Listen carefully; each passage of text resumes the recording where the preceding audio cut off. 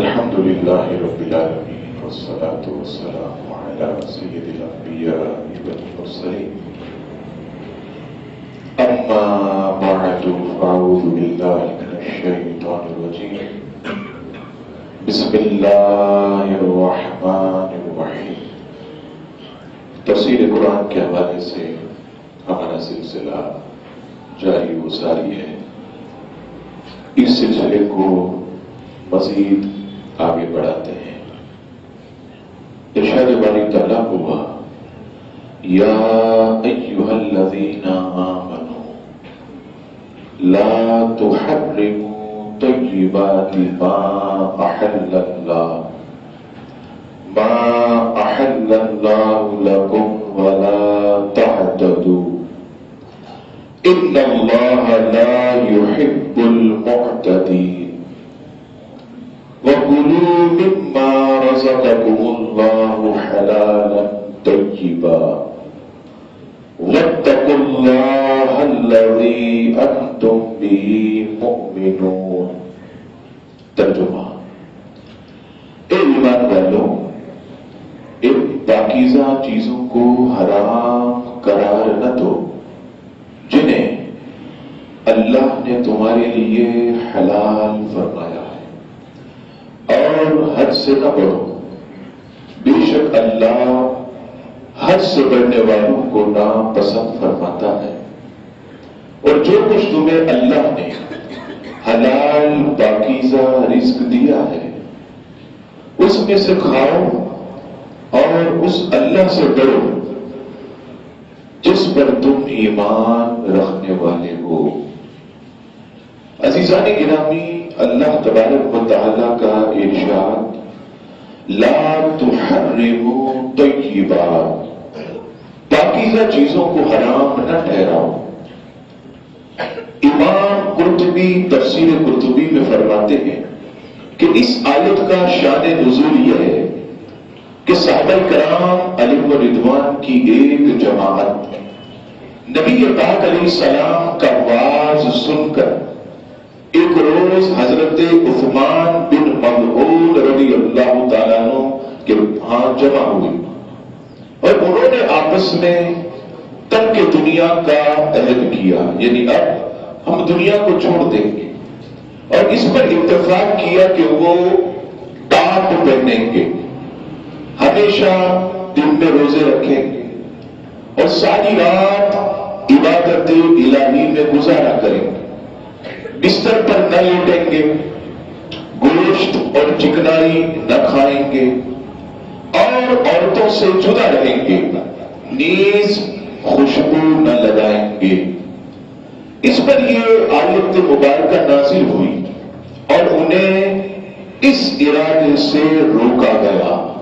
یعنی کیا مطلب کہ نبی پاک علیہ السلام کی احادیث میں ہمیں کئی مقامات پر یہ حکم ملتا ہے کہ عبادات کے اندر اعتدال رکھو. یعنی کیا مطلب کہ صرف اور صرف تمہارا کام یہ نہیں کہ تم دن میں روزے رکھو، رات کو اللہ تعالی کی عبادت کرو، اس کی تسبیح و تحلیل میں ہر وقت اپنا گزارو، بیوی کے قریب مت جاؤ، بچوں پر شفقت نہ کرو، دنیا کو چھوڑ کر صرف مسجد کا کونا پکڑ لو. نہیں، بلکہ نبی پاک صلی اللہ تعالی علیہ وسلم کی احادیث میں جو ثبوت ملتا ہے وہ یہ ملتا ہے کہ ہر چیز کا مسلمانوں پر حق ہے. اور مسلم شریف کی حدیث پاک میں آپ کی خدمت میں پیش کرتا ہوں. حضرت عائشہ صدیقہ رضی اللہ تعالیٰ عنہ فرماتی ہے کہ نبی پاک علیہ السلام ان کے پاس تشریف فرما تھے. اس وقت حضرت حولہ بن طویل رضی اللہ تعالی عنہا ان کے پاس سے گزری. حضرت عائشہ صدیقہ رضی اللہ تعالی عنہا نے نبی پاک علیہ السلام سے عرض کی یا رسول اللہ صلی اللہ علیہ وسلم، یہ حولہ بنت طویل رضی اللہ تعالی عنہا ہے، لوگ کہتے ہیں کہ یہ رات بھر نہیں سوتی. نبی پاک علیہ السلام نے جب یہ سنا تو آپ علیہ السلام نے ارشاد فرمایا کہ رات بھر نہیں سوتی فرمایا اتنا عمل کیا کرو جتنا آسانی سے کر سکو. بخدا اللہ نہیں اکتاتا لیکن تم اکتا جاؤ گے. یعنی کیا مطلب کہ ساری رات عبادت کرتے رہو لیکن تمہارے جسم میں جو تکلیف ہوتی ہے، تمہیں جو مشقت اٹھانی پڑتی ہے، فرمایا اپنے جسم کو اتنی تکلیف مت دو، اتنا عمل کیا کرو کہ جو تم آسانی سے کر سکو. اور اسی پر دوسری حدیث پاک مسلم شریف حدیث نمبر 219 حضرت انس رضی اللہ تعالیٰ عنہ فرماتے ہیں کہ نبی پاک علیہ السلام مسجد نبوی شریف میں تشریف لائے. اس وقت مسجد کے 2 ستونوں کے درمیان رسی تانی ہوئی تھی. نبی پاک علیہ السلام نے فرمایا یہ کیا ہے؟ صحابہ کرام علیہ رضوان نے عرض کی یا رسول اللہ صلی اللہ علیہ وسلم یہ حضرت زینب رضی اللہ تعالیٰ عنہ کی رسی ہے. وہ نماز پڑھتی ہیں اور جب ان پر تھکن یا سستی طاری ہوتی ہے وہ اس رسی کو پکڑ لیتی. نبی پاک علیہ السلام نے یہ سن کر ارشاد فرمایا اس رسی کو کھول دو. تم میں سے ہر شخص اس وقت تک نماز پڑھے جب تک وہ آسانی سے نماز پڑھ سکے، اور جب اس پر تھکن اور سستی طاری ہو تو فرمایا بیٹھ جایا کرے.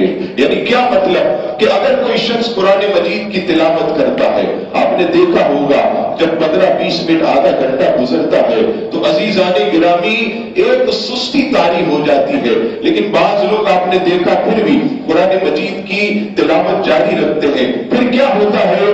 خشوع و خضوع باقی نہیں رہتا، وہ لذت، وہ چاشنی، وہ حلاوت وہ تلاوت میں محسوس نہیں ہوتی، کیونکہ سستی کا غلبہ ہوتا ہے، اس کے اندر تھکاوٹ کا غلبہ ہوتا ہے، کمر کی تکلیف کا غلبہ ہوتا ہے. فرمایا کہ اتنی عبادت کرو کہ تمہارے اندر خشوع و خضوع ہو، تمہارے اندر جذبہ پیدا ہو. اگر تمہارے اندر اکتاہٹ پیدا ہو جائے، اگر کتاب کا مطالعہ کر رہے ہو کتاب بند کر دو. اگر تمہارے اندر سستی پیدا ہو، درود و سلام پڑھ رہے ہو، درود پڑھنا روک دو. اگر تم جو ہے اپنے اندر تھکاوٹ محسوس کر رہے ہو تو نوافل پڑھنا ترک کر دو. اب جو ہے تم اپنے جسم کو جو ہے وہ آرام دو. اور اللہ اکبر. اسی طرح کی ایک دوسری حدیث پاک جو کہ مسلم شریف کی حدیث پاک ہے، اللہ اکبر. حضرت عبداللہ بن عمرو بن العاص رضی اللہ تعالیٰ عنہ فرماتے ہیں کہ میں ہمیشہ روزے رکھتا ہوں. میری عادت تھی، ہمیشہ روزے رکھتا تھا اور ہر رات قرآن مجید فرقان حمید کی تلاوت کرتا تھا.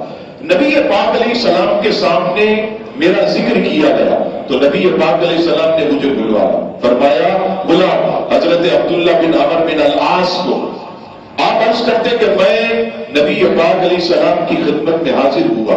نبی پاک علیہ السلام نے مجھ سے فرمایا اے عبداللہ بن عمرو بن العاص، مجھے یہ خبر ملی ہے کہ تم ہمیشہ روزے رکھتے اور قرآن مجید کی ہر رات تلاوت کرتے ہو. میں نے عرض کی یا رسول اللہ صلی اللہ علیہ وسلم جی ہاں میں ایسا ہی کرتا ہوں.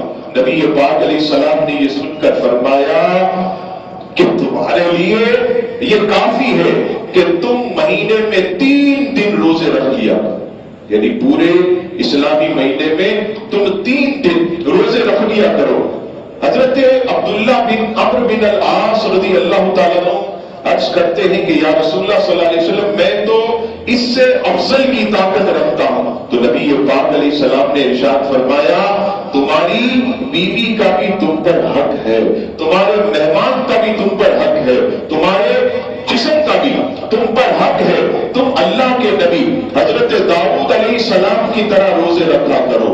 حضرت عبداللہ عرض کرتے یا رسول اللہ صلی اللہ علیہ وسلم اللہ کے نبی حضرت داؤد علیہ السلام کیسے روزے رکھتے؟ تو آپ علیہ السلام نے ارشاد فرمایا کہ حضرت داؤد علیہ السلام ایک دن روزہ رکھتے، ایک دن روزہ نہ رکھتے، پھر ایک دن روزہ رکھتے، پھر ایک دن روزہ نہ رکھتے. تم حضرت داؤد علیہ السلام کی طرح ایک دن روزہ رکھا کرو، ایک دن افطار کیا کرو. اسی طرح روزانہ پے در پہ تم روزے نہ رکھو. اور فرمایا ہر مہینے میں ایک قرآن مجید ختم کیا کرو. اب حضرت عبداللہ عرض کرتے یا رسول اللہ صلی اللہ علیہ وسلم میں اس سے زیادہ طاقت رکھتا ہوں. تو آپ علیہ السلام نے فرمایا پھر 20 دن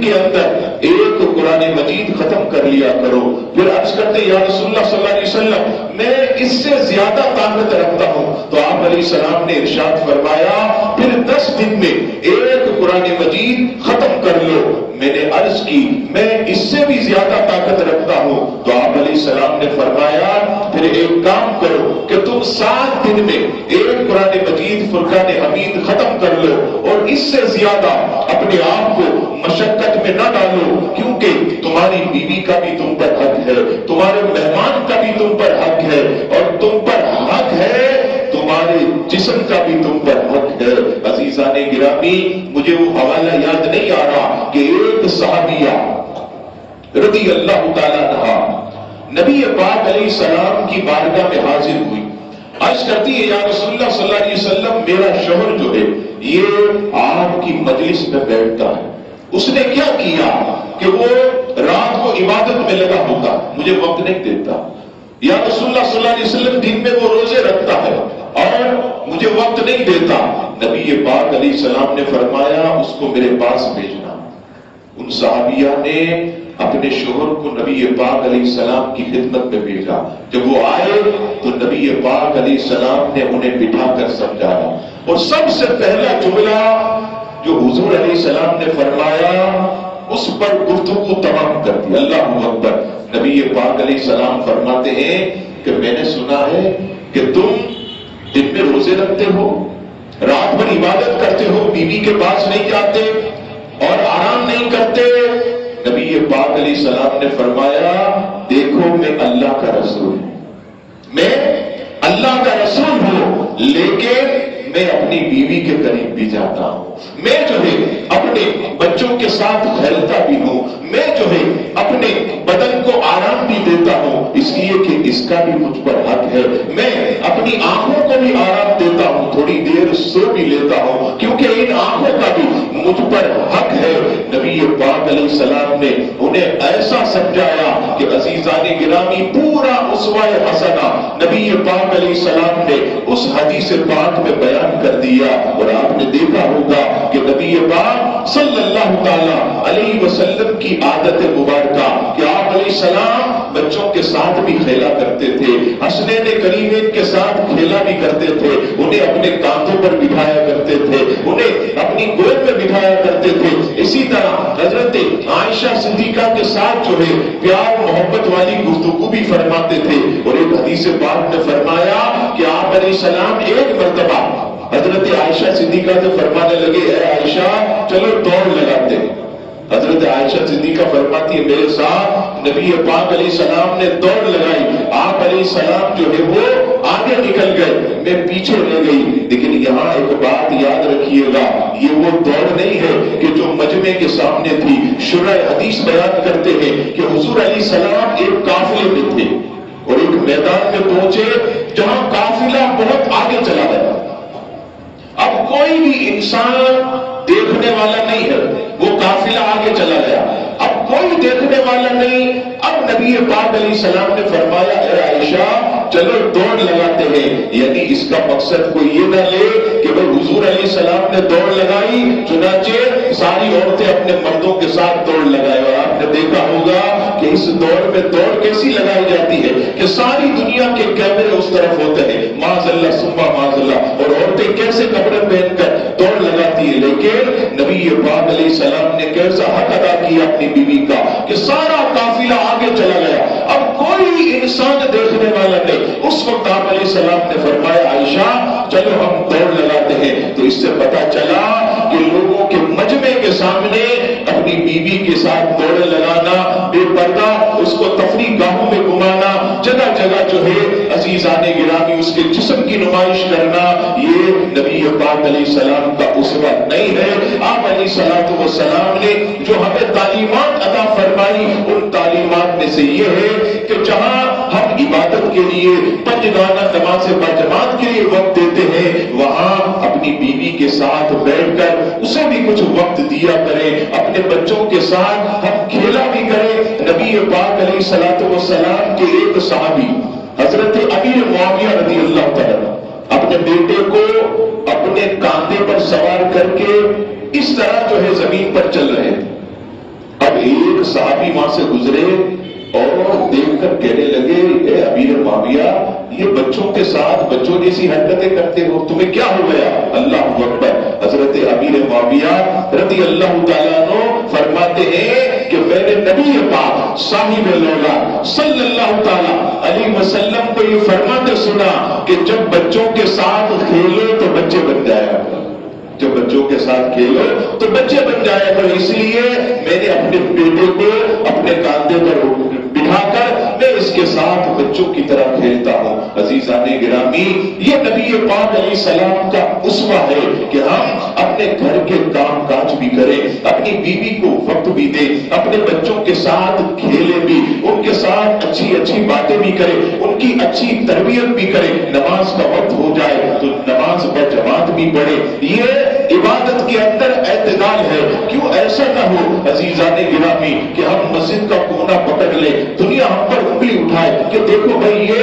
بہت بڑا مولوی بنتا ہے، اپنی بیوی کو تو وقت نہیں دیتا، گھر میں کوئی ساز و سامان نہیں پہنچاتا، اپنے بچوں کا حق ادا نہیں کرتا۔ کیا معاذ اللہ اسلام نے یہ سکھایا ہے کہ تم مسجد میں بیٹھ کر نمازیں پڑھتے رہو، تم تبلیغیں کرتے رہو؟ نہیں نہیں عزیزان گرامی، اسلام نے ہر چیز کا ہمیں حق دیا ہے۔ جب رات آئے ہمیں آرام بھی کرنا چاہیے۔ اور کس نے کیا پیاری بات کی کہ جب تم رات سو تو دو نیتیں کر کے سویا کرو۔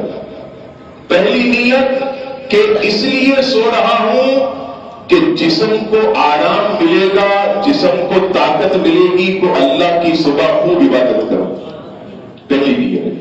دوسری نیت یہ کر کے سویا کرو کہ مجھے فجر میں اٹھنا ہے۔ اپنا تولیہ نکال کے رکھ دیا، فجر کی نماز کے کپڑے نکال کے رکھ دیے، مسواک شریف نکال کے رکھ دی کہ میں فجر میں اٹھوں گا، اس تولیے سے وضو پہنچوں گا، یہ مسواک شریف میں کروں گا۔ اللہ اکبر۔ اب کیا ہوا؟ بندہ رات 12 بجے سو گیا نماز کی نیت کر کے مجھے فجر میں اٹھنا ہے۔ اب عزیزان گرامی ساری رات وہ سوتا رہا، لیکن دماغ میں یہی ہے کہ میں نے فجر کی نماز پڑھنی ہے۔ اب فجر کی آزان ہوئی، وہ اٹھ گیا۔ فرمایا کہ جتنی دیر وہ سویا ہے وہ سارا سونا اللہ اس کا عبادت میں شمار کرے گا۔ کیوں؟ کہ اس کی نیت یہ تھی کہ میں نماز کے انتظار میں سو رہا ہوں۔ اسی طرح ہمارے علماء فرماتے ہیں کہ فجر کی جس نے نماز پڑھ لی اب وہ اپنے ذہن میں یہ رکھے کہ مجھے ظہر کا وقت آئے گا تو ظہر پڑھنی ہے، ظہر پڑھنی ہے، جماعت کے ساتھ پڑھنی ہے، مسجد میں جا کر پڑھنی ہے۔ تو فرمایا فجر سے ظہر تک کا جتنا وقت ہے اللہ تعالیٰ سب کا سب انتظار نماز کی برکت سے اس کا عبادت میں شامل کر لے گا۔ اور اثر کی ظہر کی نماز پڑھنے کے بعد ذہن میں یہ بات تازہ رکھے کہ مجھے مغرب بھی پڑھنی ہے اور عصر بھی پڑھنی ہے، تو یہ جتنا وقت نمازوں کے درمیان ہوگا وہ سب اللہ تبارک و تعالیٰ کی عبادت میں لکھا جائے گا۔ تو کوشش کرے کہ ہم صرف اور صرف جو ہے اپنا وقت عبادت میں نہ لگائیں، بلکہ اپنے گھر والوں کو بھی وقت دے، اپنے بچوں کو بھی وقت دے، اپنے والدین کی بھی خدمت کرے۔ اور یہ بھی یاد رکھیے گا یہ جو صبح جا کر رات گھر آ کر آدمی سارا دن محنت مزدوری کرتا، نوکری کرتا ہے، اپنا کاروبار کرتا، حلال طیب رزق کماتا ہے، یہ بھی یاد رکھیے گا یہ بھی بہت بڑی عبادت، بہت بڑی عبادت ہے۔ حضرت موسیٰ علیہ السلام ایک مقام سے گزرے، حضرت موسیٰ علیہ السلام نے ایک شخص کو دیکھا، وہ روزہ رکھتے ہوئے اللہ کی عبادت میں مصروف۔ حضرت موسیٰ علیہ السلام جب بھی گزرتے دن میں کبھی قیام میں کھڑا ہوتا، کبھی سجدے میں ہوتا۔ ایک مرتبہ حضرت موسیٰ علیہ السلام اس کے پاس گئے اور پوچھا بندہ خدا تو رات دن اللہ کی عبادت کرتا ہے تو تجھے کما کے کون دیتا؟ وہ عرض کرتا ہے یا نبی اللہ ایک میرا بھائی ہے، وہ صبح سویرے کام پر چلا جاتا ہے، رات آتا ہے، وہ میرے کھانے پینے کا بندوبست کرتا ہے۔ یہ سن کر حضرت موسیٰ علیہ السلام فرمانے لگے تیرا وہ بھائی جو صبح جاتا ہے رات آتا ہے حلال طیب روزی کماتا ہے وہ تجھ سے بڑا عبادت گزار ہے، وہ تجھ سے بڑا عبادت گزار ہے۔ دیکھیے اسلام کا مزاج کتنا پیارا ہے، حالانکہ سارا دن جو ہے آدمی جو ہے وہ کاروبار میں لگا ہوتا ہے، لوگوں کو ڈیل کرنے میں لگا ہوتا ہے، گاہکوں کو جواب دیتا ہے، ملازمت ہے، تو اپنے سیب کے احکامات کو مانتا ہے. لیکن یہاں یہ بھی ایک بات یاد رکھیے گا، ایسی صورت میں جماعت نہیں جانی چاہیے، ایسی صورت میں نماز نہیں جانی چاہیے، ورنہ یہ عبادت میں شامل نہیں ہوگا. جماعت کا وقت آ گیا، دکان چھوڑ دی، ملازمت چھوڑ دی، مسجد میں آئے، جماعت کے ساتھ نماز پڑھی، عصر کا وقت ہوا جماعت کے ساتھ اس نے نماز پڑھی، مغرب کا وقت ہوا جماعت کے ساتھ نماز پڑھی. اب وہ پورا دن جو حلال و طیب روزی کماتا ہے، اللہ تبارک و تعالی اس کا پورا دن جو ہے وہ عبادت میں شامل کر لیتا ہے. تو عزیزان گرامی، یہ اسلام کا مزاج ہے. اور آخر میں اس آیت میں فرمایا کہ دیکھو جو کچھ تمہیں اللہ نے حلال اور پاکیزہ رزق دیا ہے اس میں سے کھاؤ اور اپنی طرف سے اسے حرام قرار مت دو. جیسے کہ ایک صحابی نے کہا کہ میں نے دنیا کو ترک کر دیا، اب جو ہے میں اپنی بیوی کے پاس نہیں جاؤں گا، میں چکنائی اور گھی والی چیزیں نہیں کھاؤں گا، بستر کے قریب نہیں جاؤں گا. فرمایا کہ نہیں، جو چیز اللہ نے تمہارے لیے حلال قرار دی ہے اپنی طرف سے اسے حرام قرار نہیں دینا چاہیے. اس سے یہ بھی پتا چلا کہ بعض ایسے لوگ جن کے پاس علم نہیں ہے، علم کی کمی کی وجہ سے نظر و نیاز جیسی حلال چیز کو اپنی طرف سے حرام قرار دیتے، وہ بھی اللہ کے اس حکم سے عبرت حاصل کریں. فرمایا کہ اللہ کی حلال کی ہوئی چیزوں کو حرام مت قرار دو اپنی طرف سے، اور حد سے مت بڑھو. وہ حد سے بڑھ کر عزیزان گرامی کبھی نظر و نیاز کو حرام قرار دیتے ہیں. کوئی مزار شریف پر حاضری دینے کے لیے جا رہا ہوتا ہے، وہ دیکھتے ہیں اپنی طرف سے اس حلال چیز کو حرام قرار دے دیتے ہیں. عزیزان گرامی ان سب چیزوں سے آدمی کو بچنا چاہیے. جب تک کسی کے بارے میں یہ دلیل قطعی موجود نہ ہو کہ یہ چیز حرام ہے، اپنی طرف سے حرام قرار دینا، یہ اللہ فرماتا ہے کہ یہ حد سے آگے بڑھنے والے لوگ ہیں، ان سے بچنا چاہیے. اور عزیزان گرامی یہاں آخری بات سمجھانے کے لیے عرض کروں کہ حلال چیزوں کو ترک کر دینا یہ جائز ہے. حرام نہ سمجھتے ہوئے حلال چیزوں کو ترک کر دینا یہ جائز ہے. اس کی مثال میں آپ کو یوں دوں کہ بعض بزرگان دین آپ نے دیکھا ہوگا ٹھنڈا پانی پینا ہے حلال، لیکن وہ ٹھنڈا پانی نہیں پیا کرتے. لذیذ غذائیں کھانا ہے حلال، لیکن بعض بزرگان دین اسے نہیں کھایا کرتے تھے، لیکن حرام نہیں کہتے تھے. حرام سمجھ کر اس کے قریب جانے سے نہیں رکتے تھے. اچھا کیوں حلال چیزوں سے پرہیز کرتے تھے؟ اس لیے کہ وہ نفس و شیطان کی شرارتوں سے بچنا چاہتے تھے. اب جتنا نفس کو اچھی سے اچھی چیزیں آپ کھلائیں گے نفس بھولتا جائے گا. اس کی مثال آپ کو یوں دوں کہ ایک شخص بیمار ہو گیا. اب جب وہ بیمار ہوا ڈاکٹر کے پاس گیا، ڈاکٹر کہے گا کیا ہوا؟ کہنے لگا ڈاکٹر صاحب بخار ہو گیا. ڈاکٹر صاحب کہیں گے یہ دوائی لو میں لکھ کے دیتا ہوں، لیکن سنو ٹھنڈی اور کھٹی چیزیں مت کھانا، چاول مت کھانا، چٹنی مت کھانا. اب کیا ہے، چاول کھانا حرام ہے، چٹنی کھانا حرام، کھٹی چیز کھانا حرام نہیں ہے، لیکن ایک پرہیز ہے کہ چاول کھائے گا بیماری بڑھے گی، کھٹی چیز کھائے گا بیماری بڑھے گی. ہے حلال لیکن پرہیز کرتے ہوئے وہ حرام نہیں جانتا لیکن بچتا ہے. یہی معاملہ ہمارے صوفیاء کرام کا تھا، بزرگان دین کا تھا کہ وہ نفس کی شرارتوں سے بچنے کے لیے لذیذ غذاؤں سے پرہیز کرتے تھے. نفس و شیطان کی شرارتوں سے بچنے کے لیے جو نفس مانتا وہ الٹا کرتے. جیسے گرمی کا موسم ہے، نفس کہتا ٹھنڈا پانی پی لو، بزرگان دین جان بوجھ کر گرم پانی پیتے تھے. کیوں کہ آج نفس کو جو دے دیا تو بھول جائے گا. اگر ٹھنڈا پانی مانگ رہا ہے گرم دیا تو نفس جو ہے خود بخود جو ہے وہ سکڑتا جائے گا، سکڑتا جائے گا. ایک وقت آئے گا کہ پھر نفس آدمی کو نہیں چلائے گا بلکہ بندہ نفس کو چلائے گا. یہ وقت ایسا آتا ہے. تو عزیزان گرامی اپنی طرف سے کسی حلال چیز کو حرام قرار دینا یہ منع ہے، ناجائز ہے. اور ان چیزوں سے ہم سب کو بچنا چاہیے. اللہ تبارک و تعالی ہم سب کو نبی پاک علیہ السلام کی سیرت پر عمل کرنے کی توفیق عطا فرمائے. وما علینا الا البلاغ المبین.